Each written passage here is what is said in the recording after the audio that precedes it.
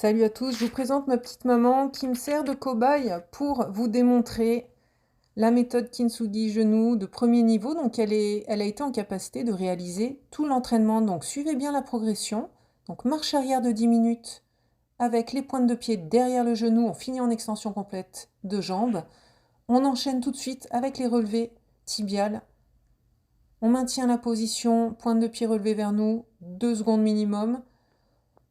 Pour augmenter la difficulté de l'exercice, on vient éloigner les pieds devant nous.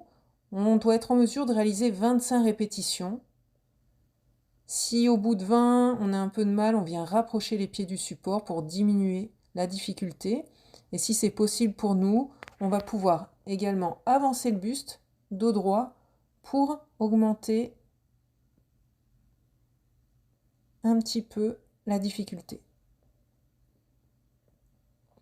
Pensez bien à inspirer, souffler. Il faut que ce soit effectué de manière naturelle.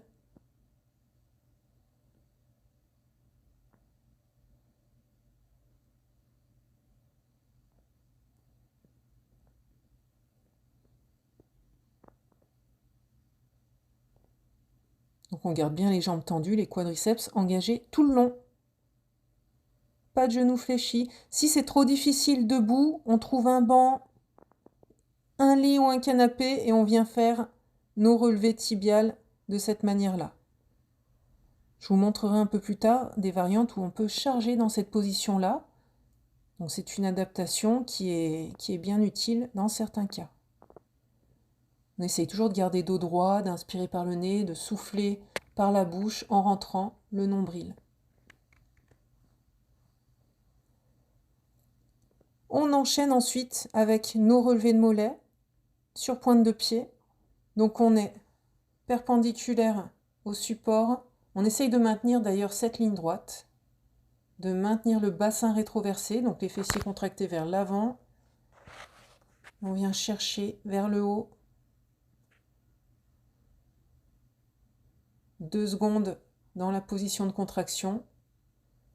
Quand on a réussi à faire nos 25 répétitions, on peut enchaîner avec l'exercice suivant. Toujours bassin rétroversé. Je vais essayer de chercher une ligne droite, mais cette fois-ci, je recule mes pieds. Donc j'augmente un peu la difficulté. Je peux même chercher un recul qui me permette d'avoir les talons qui ne touchent pas le sol. Et comme ça, on augmente notre flexion de cheville en même temps. Pareil, niveau suivant, sur une jambe, donc très utile en cas de déséquilibre, et c'est souvent le cas sur notre jambe opérée.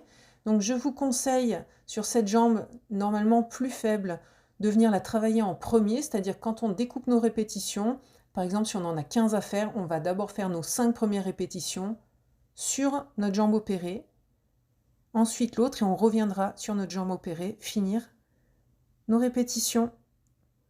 Toujours sur une jambe, elle augmente la difficulté.